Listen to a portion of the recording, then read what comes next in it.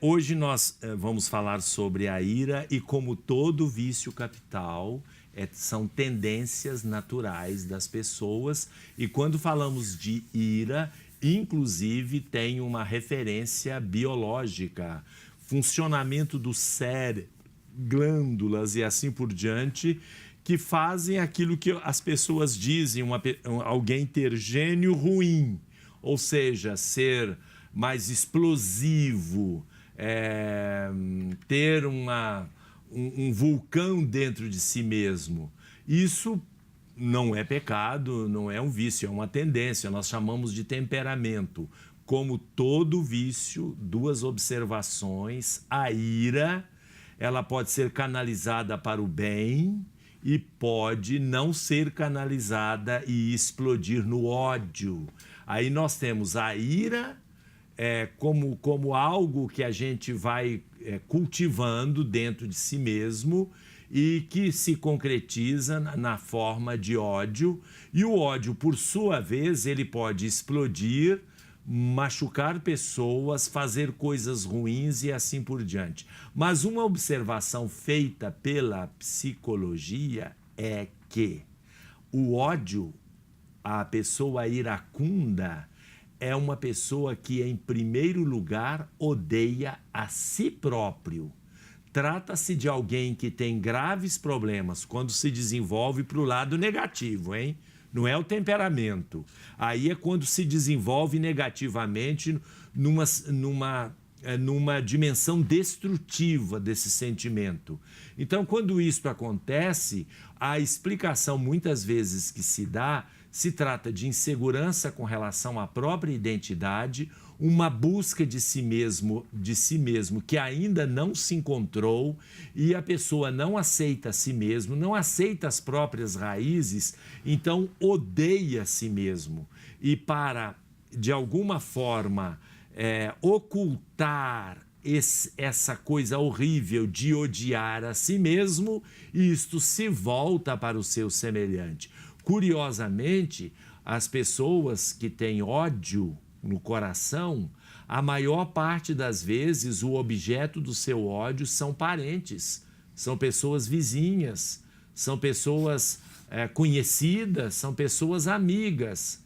E mesmo quando odeiam o estranho, é porque veem no estranho algo de alguém que é conhecido, que ele pode ver lá representado.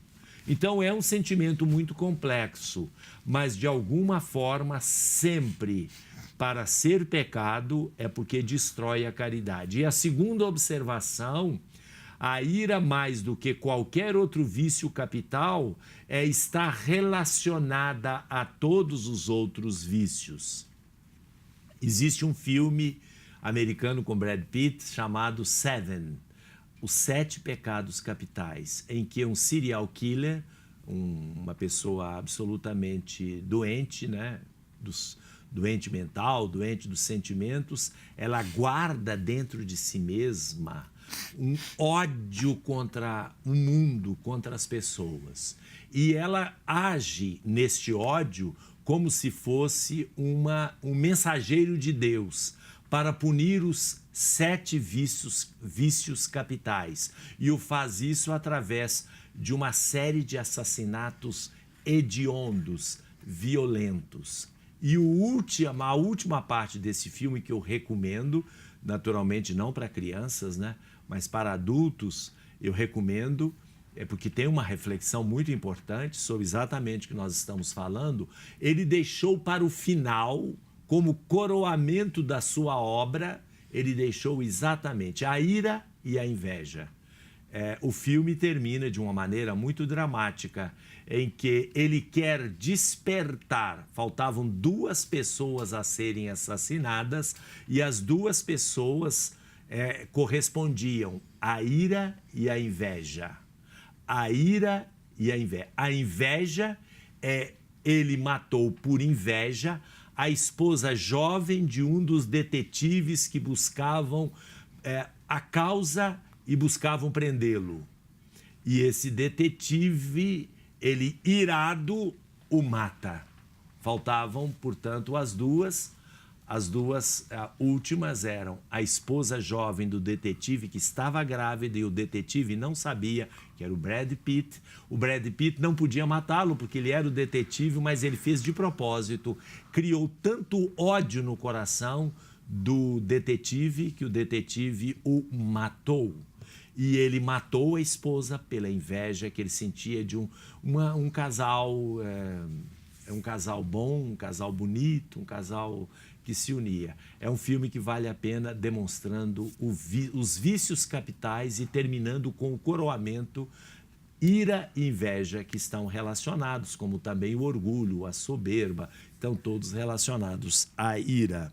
Nós vamos ver agora o que o povo pensa deste vício capital, a ira. Você já se sentiu irada alguma vez?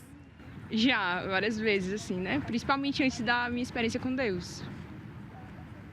É possível se controlar num momento de ira?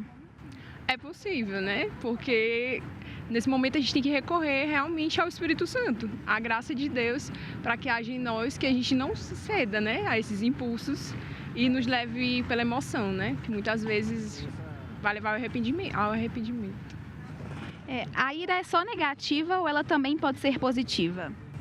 Eu acho que, tipo assim, ela é negativa, mas também a gente pode tirar sempre algo de bom, né?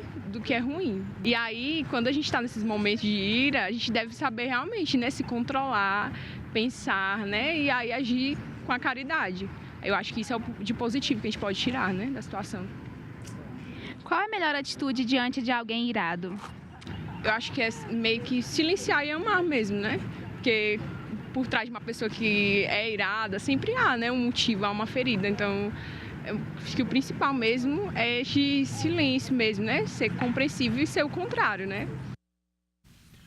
O Aristóteles dizia que havia 3 tipos de ira, ou seja, os iracundos, como é o nome clássico, né, de quem tem ira.